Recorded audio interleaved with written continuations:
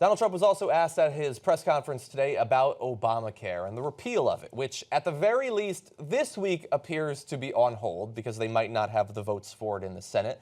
But he's very enthusiastic about this, and so here's what he said. Can you be specific on what guidance you're giving congressional Republicans on the timeline for repeal and replace? Sure. Whether it needs to be simultaneous or Finally, Obamacare. I thought it was never going to be asked. I wanted to ask you, though, if you have outlined a plan for what you want the replace package to look like. Would it guarantee coverage for those who have gotten health insurance through the current Obamacare law? You're going to be very, very proud, as not only the media and reporters, you're going to be very proud of what we put forth having to do with health care. Obamacare is a complete and total disaster. They can say what they want. They can guide you any way they want to guide you. In some cases, they guide you incorrectly. In most cases, you realize what's happened. It's imploding as we sit. Frankly, we could sit back, and it was a thought from a political standpoint, but it wouldn't be fair to the people. We could sit back and wait and watch and criticize. And we could be a Chuck Schumer and sit back and criticize it, and people would come, they would come, begging to us, please, we have to do something about Obamacare. We don't want to own it.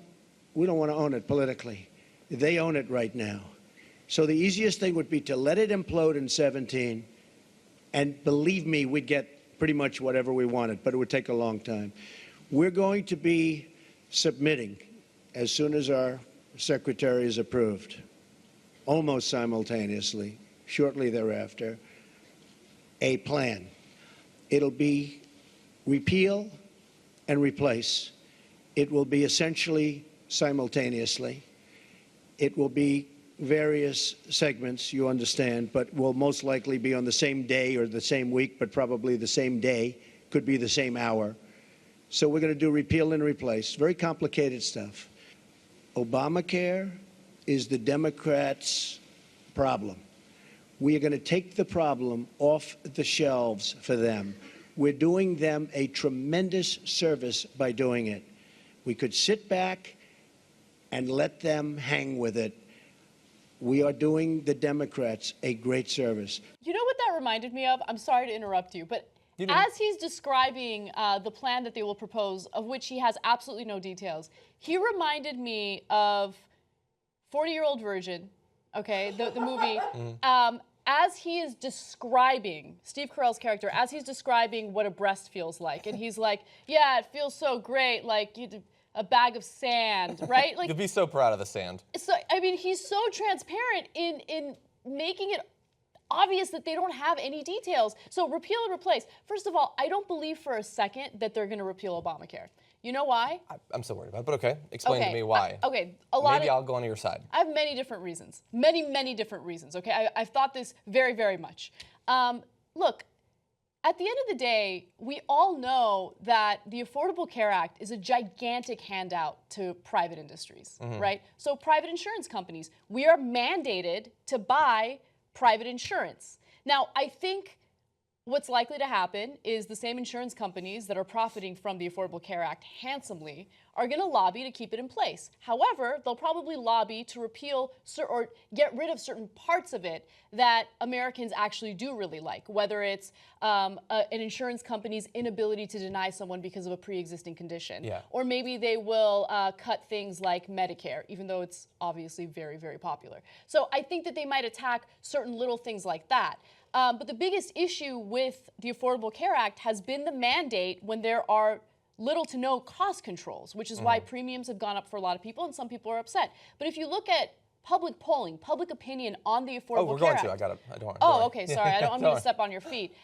You'll see that the vast majority of Americans, regardless of their political affiliation, actually do not want to repeal it unless you have a better plan in place. Yeah. So of which, if you're a huge Trump fan, can you just list one verifiable aspect of what that plan will be? Just one. Can you say one thing that will be in his plan? I mean, how long have they been talking about repealing it? They can't list a single thing yet. It will come in 3 sections, and it will have many paragraphs. Yeah, and what will those paragraphs include? We don't know. By the way, I do disagree with you on the most important point that you made. I disagree which Steve Carell character he sounded like. He sounded like Michael Scott saying, sometimes I don't know where a sentence is going to go when I start. I just start talking and see where I end up. That's what he sounded like.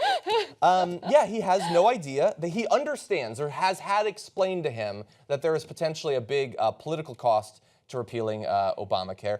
He was asked, by the way, specifically by a reporter there, can you guarantee that those who have access to health care under the Affordable Care Act will still have access? And he did not answer that question. He refuses to because he understands that saying we're going to have a plan that's way better and cost way less is impossible. That cannot actually happen. You can make it better. Yeah. You can make it cost a little bit better. But you can't do both very, very bigly at the same time because that's not how medical insurance works when you buy it.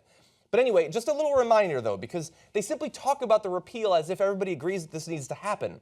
So let's bring up this first chart. You're going to see one of the great successes of Obamacare is in lowering the percentage of Americans who don't have health insurance. That 8% or 7.5% represents millions upon millions upon millions of Americans. I care about those Americans. I don't want to see them lose their health insurance. He doesn't seem so concerned about that. In this next chart, you're going to see the percentage who are very or somewhat satisfied with their coverage. Yeah, that's around 80%, and a huge chunk of it is very satisfied. Some of those people vote, and so that's something they might want to bear in mind. And then in this third chart, you're going to see, I don't expect you to be able to read that. Feel free to pause it on YouTube. Those are individual characteristics of the ACA. Like the highest one is allowing young adults to stay on their parents' insurance plans until age 26. What percentage of Americans like that? That's 83%. There are a lot of aspects of this that people are not going to want to see go. And when you add up all those aspects, you know what you have?